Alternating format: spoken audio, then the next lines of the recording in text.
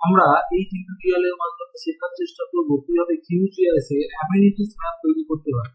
তো অ্যামেনিটিস ম্যাপের জন্য আমাদেরকে ডেটা কালেকশন করতে হয়, যে অ্যামেনিটিস ডেটা রয়েছে এখানে আমরা bank, airport, bus stand, ATM, church, clinic, pharmacy, hospital, hotel etcetera etcetera গুলো এখানে আমরা এই ডেটা কালেকশন করেছি। এই ডেটা অ্যামেনিটিস ডেটা কিভাবে কালেকশন করতে হয় এর একটি টিউটোরিয়াল আমি ডেসক্রিপশন লিংকে দিয়ে রাখলাম। এখানে আমরা এই এক্সেল শীটটাকে সিএসভি ফরম্যাটে সেভ অ্যাজ করব এবং সিএসভি ফরম্যাটে সেভ অ্যাজ করে QGIS এ এটিকে পয়েন্ট আকারে পয়েন্ট সেভ ফাইল হিসাবে ওপেন করার চেষ্টা করব। তো দেখা যাক কিভাবে করতে হয়। QGIS ওপেন করার পরে আমরা QGIS এর কাছে আমরা দেখতে পাচ্ছি আমাদের একটি রোড ডেটা রয়েছে, যদিও এটা এক্ষেত্রে নেসেসারি নয়। সেই সঙ্গে আমাদের একটি স্টাডি এরিয়া রয়েছে, যে হাওড়া ডিস্ট্রিক্টের স্টাডি এরিয়া রয়েছে। এরপর আমরা যাব আমাদের লেয়ারে, যাব লেয়ার প্যানেল থেকে লেয়ার, এখান থেকে যাব অ্যাড লেয়ারে গিয়ে অ্যাড ডেলিমিটেড টেক্সট লেয়ার। এই ইন্টারফেসটি ওপেন হওয়ার পরে আমরা ফাইল, যে টিপিন.ফাইল রয়েছে এখানে যাব। এখানে গিয়ে আমাদের যে এক্সেল ফাইলটি রয়েছে যেটা সিএসভি ফরম্যাটে সেভ অ্যাজ অ্যামেনিটিস বলে, এটাকে এখান থেকে ওপেন করতে হবে। করার পরে জাস্ট দুটো জিনিস লিখবো, পয়েন্ট কোঅর্ডিনেট এখানে করা থাকবে, সিএসভি এখানে সেভ থাকবে, সঙ্গে এক্স এর জায়গায় যে এক্স ফিল্ড রয়েছে, এক্স ফিল্ডে যেন অবশ্যই এক্সই থাকে, আর ওয়াই এর জায়গায় যেন অবশ্যই ওয়াই থাকে। তার ল্যাটিটিউড লংটিটিউড আমরা এখানে কালেক্ট করেছিলাম। এরপর আমরা এখানে স্যাম্পল টেবিল যেটা দিয়েছে, যা আমাদের ছিল সেগুলো এখানে শো করছে, এভাবে একবার দেখে নিতে পারি। এরপর অ্যাড করার সঙ্গে সঙ্গে আমরা দেখতে পাচ্ছি পুরো আমাদের স্টাডি এরিয়ার মধ্যে যত অ্যামেনিটিস ছিল সবগুলো পয়েন্ট আকারে এখানে কনভার্ট হয়ে গেছে।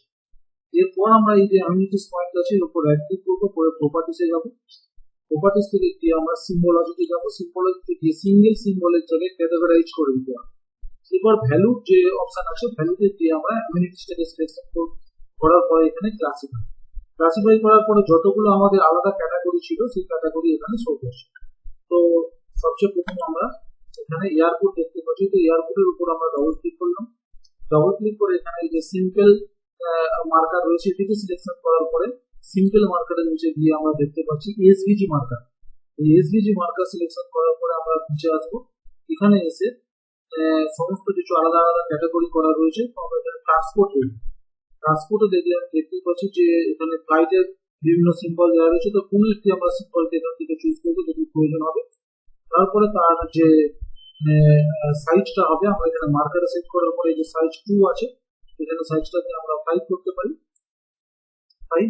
এরপর যে কালারটা রয়েছে এখান থেকে আমরা কালার চেঞ্জ করতে পারি, কালার চেঞ্জ করে ওকে করার পর এখানে ওকে দেখতে পাচ্ছি এখানে ফ্লাইট চলে এসেছে, গ্রিন কালার হয়ে এসেছে। এভাবে আমরা সমস্ত যত আমাদের এই যে স্টাডি এরিয়াতে যতগুলো আমাদের অ্যামেনিটিস রয়েছে সবগুলোকে এডিট করবো।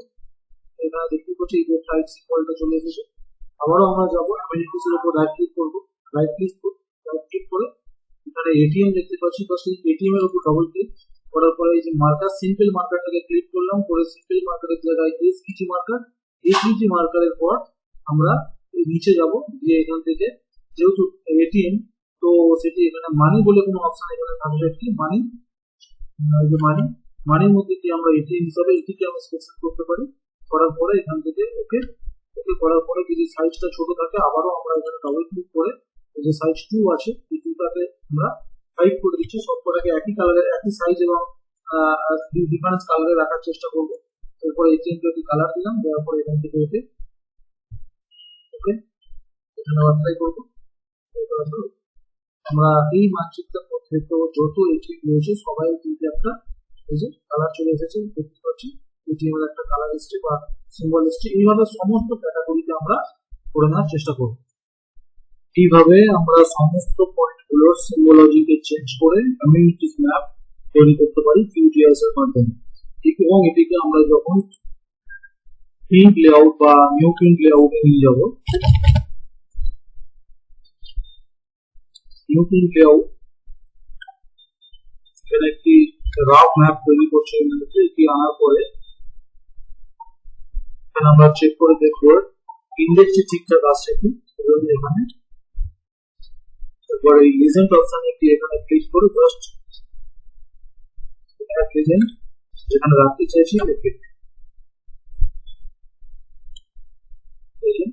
এটি আসার পরে এখানে রিসাইজ ফিল্ড কি কন্টেন্ট ক্লিক করো